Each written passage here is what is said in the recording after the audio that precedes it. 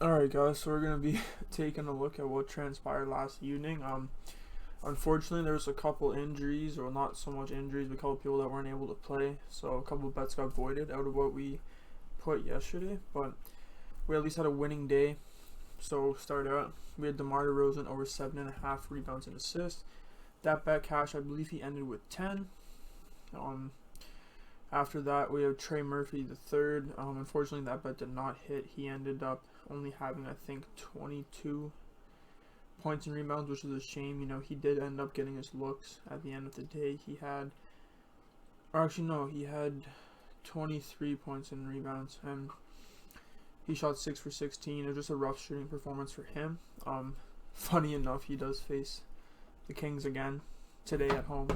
Two home games back to back against the Kings in 2 days in a row. So this is like a lot of the NBA. This all the NBA teams' last games. These last 5 games before the All-Star break, and then it'd be a couple days off here and there for the NBA. I think like 4 or 5 in total over this kind of like next week.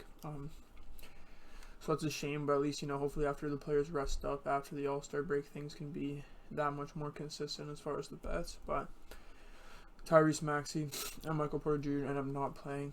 And yeah, Austin Reeves. It was funny. I seen like someone post that there was like over 150,000 people that were on this bet, which is funny enough. I just kind of like capped it myself, did my research, and I found that this was a good play. And yeah, Austin Reeves luckily does end up clearing this line just by a little bit. I started to get really nervous when I seen that everybody was on this. I don't know what app it is. I think it's like Prize Picks, which unfortunately isn't in Ontario, that it was really popular on. But funny enough, the Lakers lose this, even though they were like 10 plus point favorites in this game. They end up losing this by 12. Yeah, Reeves ends up with 31 points, rebounds, and assists. Actually had 11 assists, so it was a lower scoring game for him with only 15, but he ends up getting it done for us, so a nice profit on the day. Not too much money made. Definitely, I feel like, it would have been nice if Maxey or Porter Jr. played, because I really think that, at least one of those bets also would have hit for us. But regardless of that, moving into today's bets. So, I have the Rockets -3 against a disgruntled Warriors team. I heard that, as well, the Warriors apparently won't get to Houston until 3 in the morning. Yeah, they were complaining about this a lot, like Steve Kerr was at the very least. So just to hear him kind of complain about that and be all disgruntled, I feel like that's just not a good look for them as far as that. And when we take a look here at the team comparison, looking at the Houston Rockets defense compared to the Warriors offense, the Warriors offense has been struggling a lot. They just blew this game against the Mavericks. I don't know if you watched it, but they were close up all the way up until the end, and then they just could not stop Kyrie. It's constantly like these second halves, and there's just like this poor defense, poor decision making, that ends up leading to their demise ultimately. When we compare the Warriors defense to the Houston Rockets offense, we can show that there's a massive discrepancy in rebounds. The Warriors obviously are pretty weak at this their front court, and I mean Draymond Green's getting older. Who's to say, even if everybody does play for the Warriors at this point, like on this back-to-back and everything, wouldn't shock me if they miss Draymond Green or they miss Jimmy Butler. Or I mean, no, Jimmy Butler's likely to play, but hey, even if they rest Curry, it's not a shocker there.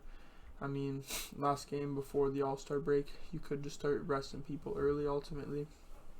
I don't see the Rockets doing that here. I think they want to win every game they can, and coming off of last night's win, it'd be nice to have 2 wins, go into the All-Star break, and enjoy that for what it is ultimately. Yeah, I really do like it here. I think that this is mispriced at the spread only being -3 for the Rockets to win this game, especially at home, and with how they've been playing as of late, I really think that they'll just continue their winning streak. They actually did also recently have like a good 6-game losing streak at the same time, so they're bouncing back off that. They've won the past 3. Looking to make this a 4th here, and I don't see why they can't do it against the Warriors. They're 10th in the West, and there's also a history there as well. So I think the Rockets really will look to get this done against the Warriors. I don't see anyone sitting. I've done my research on the injury reports, and I don't see anything on the Rockets side. So I think this is a solid bet here.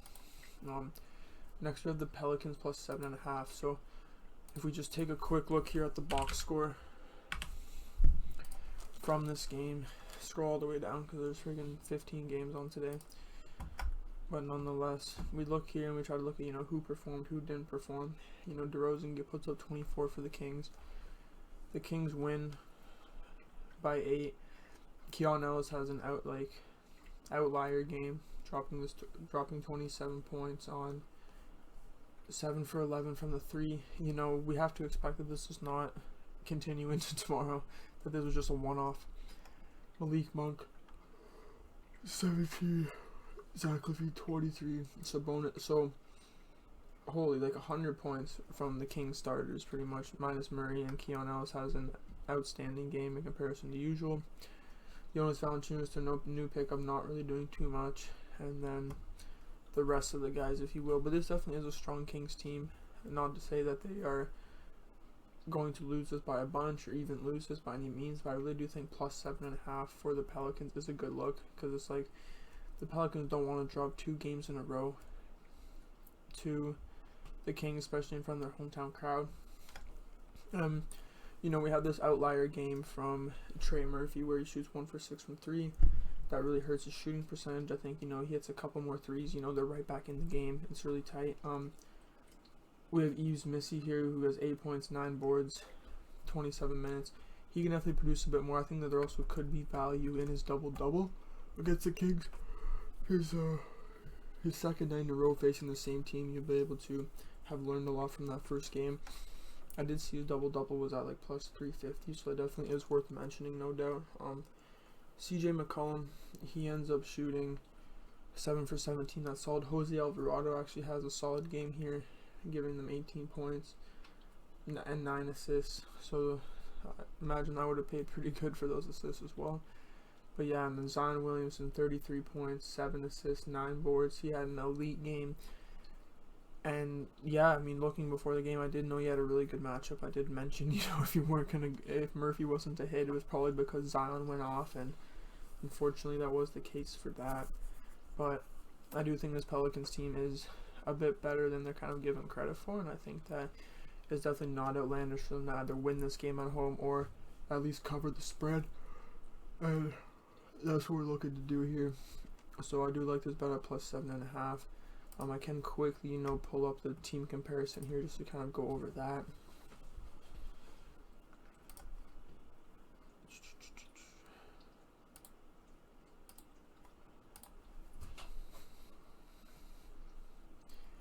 Alright, yeah, so we look at the Pelicans offense, ultimately it does kind of match up with the Kings defense as far as a lot of things, like 23rd in points versus 21st in points allowed. So not really the most offensively sound team. Then again, the Pelicans aren't really the most offensively minded team, but I think that this is a lot more evenly balanced of a game than you kind of see on paper. The Kings offense, a lot of this is a little bit blurred because this is with De'Aaron Fox. At the same time, it's not like Zach LaVine isn't good himself, but I think, coming off a back-to-back, both teams are tired. I think it just becomes that much closer of a matchup. I really don't see why the Kings should be at minus 7.5. I think that's the biggest thing that sticks out to me. It's just that I feel the line is just a little bit, out of place on this. And if we do take a look at New Orleans Pelicans spread, covered at plus 7.5. In their last 20, they have covered this in 60% of their games. Yeah, I'm trying to see who they. Oh yeah, OKC blowing them out by 36. No surprise there.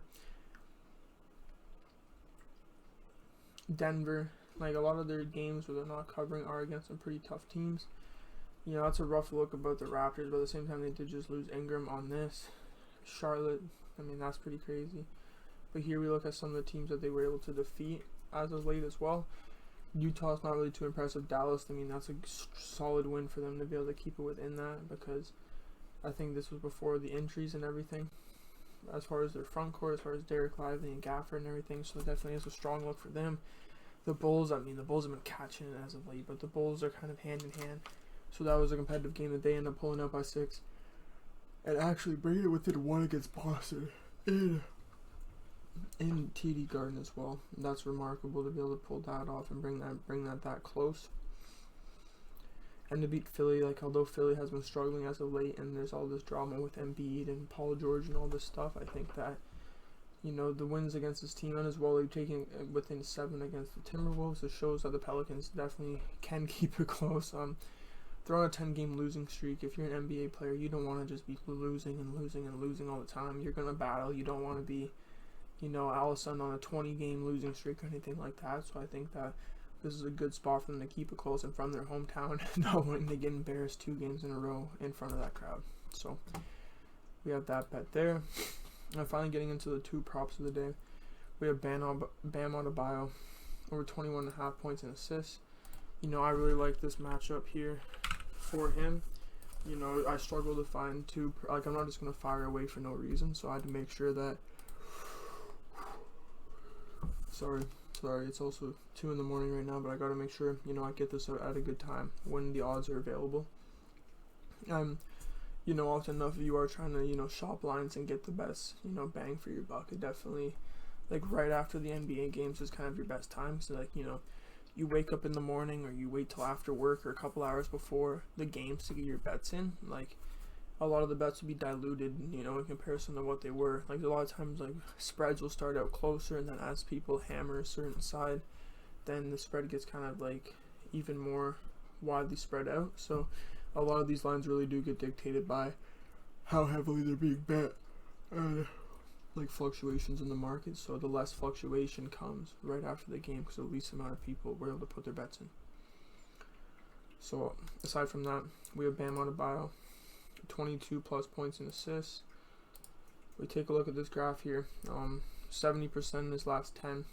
I feel the biggest difference between his last 10 and his last 20 was he's averaging 5 more minutes a game now, and this is a lot more time than it really seems like. In that 5 minutes, Bam could, see an extra 5 possessions with the ball, an extra 6 possessions with the ball, and yeah, to even get, a couple extra points and assists out of those extra minutes is just the difference between hitting this line or not. Ultimately, he's been averaging 36 minutes in these past games, even in games where, they lose by 18, lose by a decent margin, he's still in it and still getting his minutes.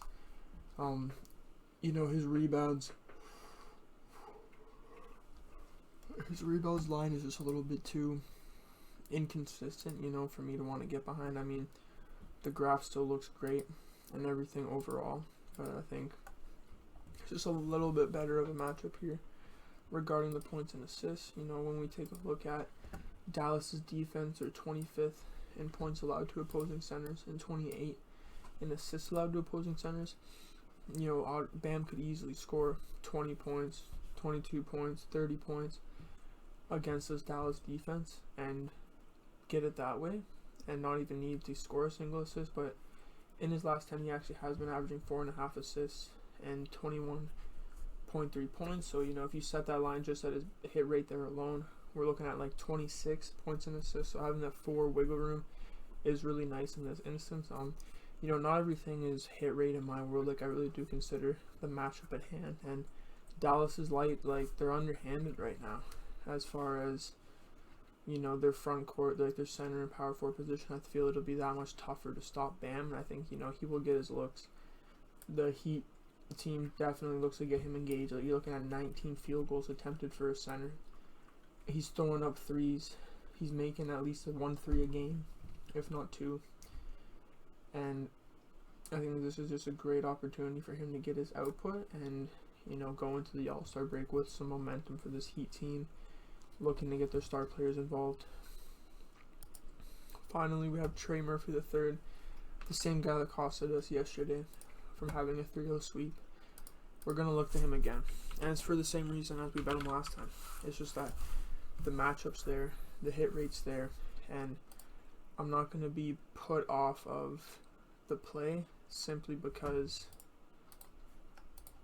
it didn't hit yesterday. I think, it'll be frustrating for him, the fact that he shot so poorly percentage-wise, and the line here on FanDuel is actually over 28.5, so it actually got trimmed down 1 from the last game there. So that's amazing to see, negative regression from only just 1 game.